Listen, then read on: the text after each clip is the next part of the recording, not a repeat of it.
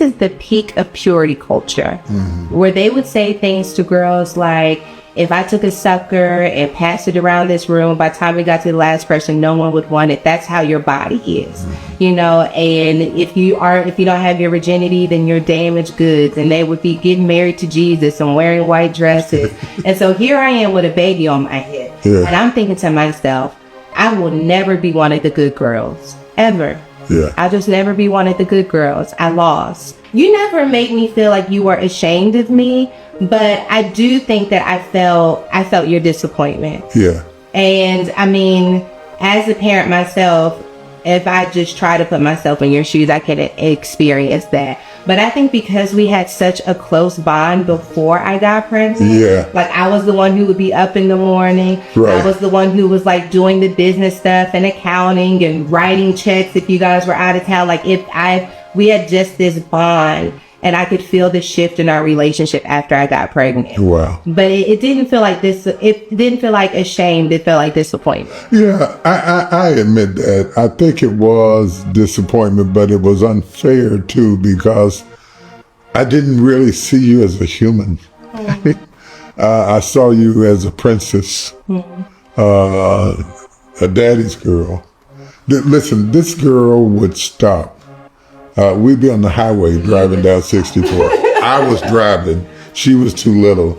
She would be sitting in the back seat and say, "Daddy, I'm cold." And I would pull over to the side of the road on the interstate and take my coat off and wrap around her. So that gives you some indication of the closeness that existed between us. And I think that closeness is the glue that cemented our relationship, whether ups or downs, because it had a foundation.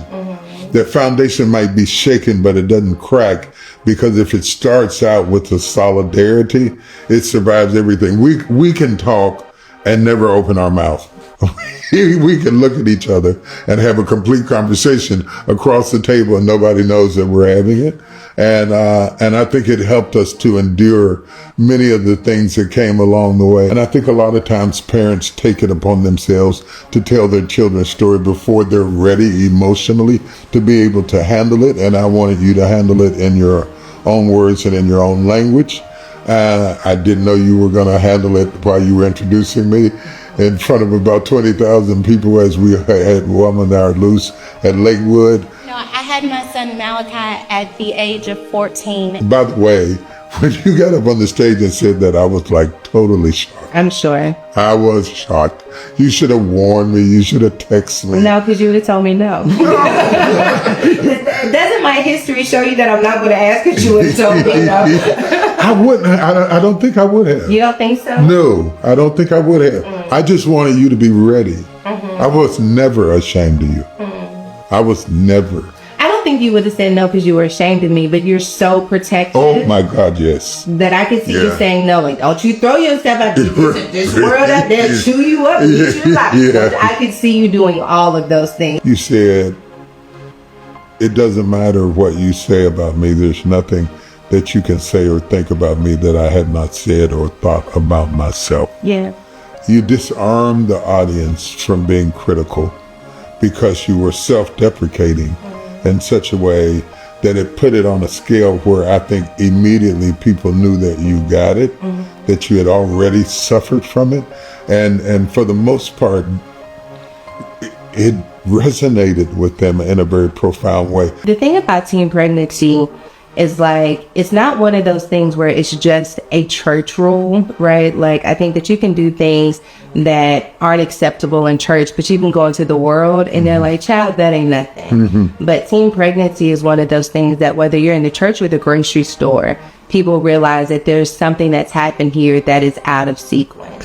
And so the weight of existing with, you know, this proverbial scarlet letter was the most embarrassing thing that I felt like I had to deal with. But also, I really feel like because of my personality, because of how disconnected I felt from faith, that my son really protected me. I think that in the moment I saw it as embarrassment, but I think that he gave me this sense of identity, this sense of responsibility where I couldn't go too far. Right.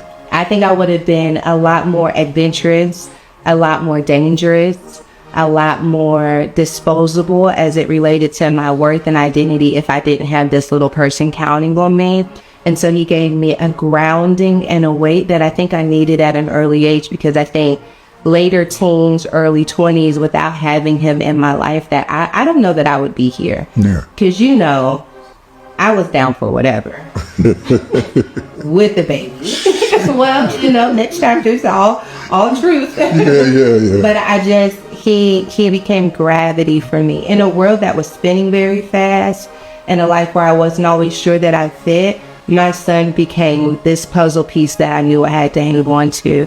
And so though publicly there was some embarrassment, I think the process of time has revealed to me that I needed him to tether me to something that was real.